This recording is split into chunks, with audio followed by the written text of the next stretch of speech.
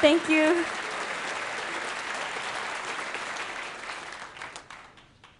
Thank you very much. Like the speaker before me, I am a TED version, I guess. I'm also the first time here, and I don't know what to say. I'm really happy that Mr. Anderson invited me. I'm really grateful that I get a chance to play for everyone. And the song that I just played was by Joseph Hoffman. It's called Kaleidoscope. And Hoffman is a Polish pianist and composer of the late 19th century. And he's widely considered one of the greatest pianists of all time. I have another piece that I'd like to play for you. It's called Abegg Variations by Robert Schumann, a German 19th century composer. The name Abegg is actually A-B-E-G-G, and that's the main theme of the melody. That comes from the last name of one of Schumann's female friends. But he wrote that for his wife. So actually, if you listen carefully, there's supposed to be 5 variations on this Abegg theme. It's written around 1834, so even though it's old, I hope you like it.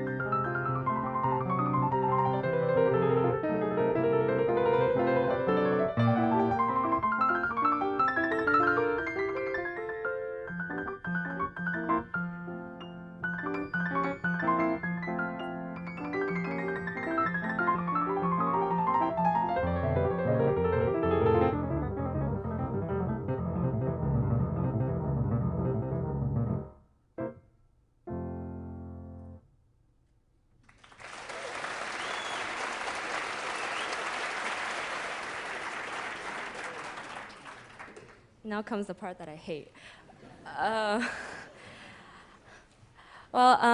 Because Mr. Anderson told me that this session is called Sync and Flow, I was wondering, what do I know that these geniuses don't?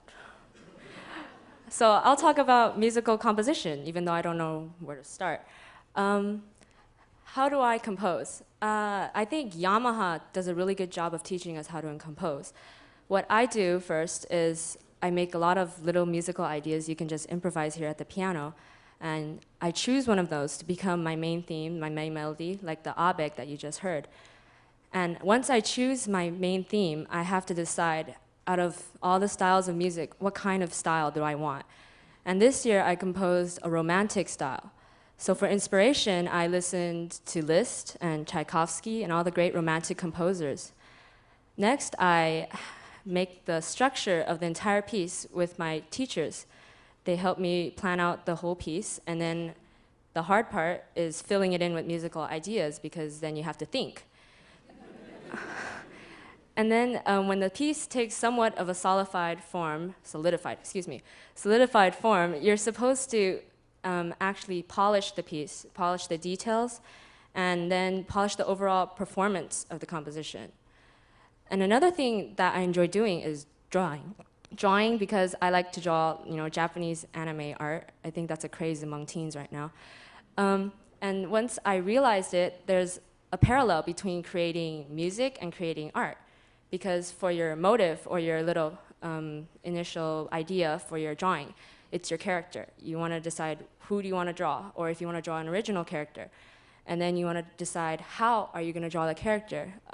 Like, am I going to use one page? Am I going to draw it on the computer? Am I going to use two-page spread like a comic book for more grandiose effect, I guess. And then you have to do the initial sketch of the character, which is like your structure of a piece. And then you add pen and pencil and whatever details that you need. That's polishing the drawing. And another thing that both of these have in common is your state of mind, because I know I'm one of those teenagers that are really easily distracted. So if I'm trying to do homework, and I don't feel like it, I'll try to draw or waste my time. And then what happens is sometimes I absolutely can't draw, or I can't compose at all. And then it's like there's too much on your mind. You can't focus on what you're supposed to do. And sometimes if you manage to use your time wisely and work on it, you'll get something out of it, but it doesn't come naturally.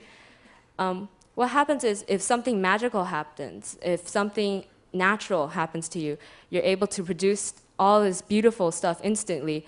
And then that's what I consider flow, because that's when everything clicks and you're able to do anything. You feel like you're on top of your game and you can do anything you want. I'm not going to play my own composition today because although I did finish it, it's way too long. Instead, I'd like to try something called improvisation. I have here 7 note cards, one with each note of the musical alphabet, and I'd like someone to come up here and choose 5. Anyone to come up here and choose 5, and then I can make it into some sort of melody, and I'll improvise it. Oh, wow. A volunteer, yay! Nice to meet you. Thank you. Okay. I guess, 5? yes, 5 cards, any 5 cards. Okay. 1, Okay, 2, yes. 3. Oh, D and F, too familiar.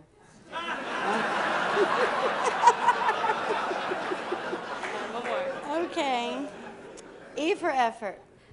Would you mind reading them out in the order that you chose them? Okay. C, G, B, A, and E. Thank you very much. You're welcome. And what about these? I won't use them. Thank you.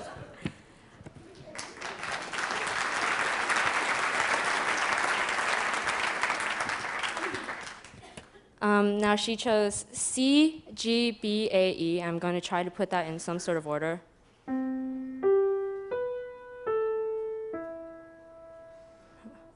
Okay, that's nice. So I'm going to have a moment to think, and I'll try to make something out of it.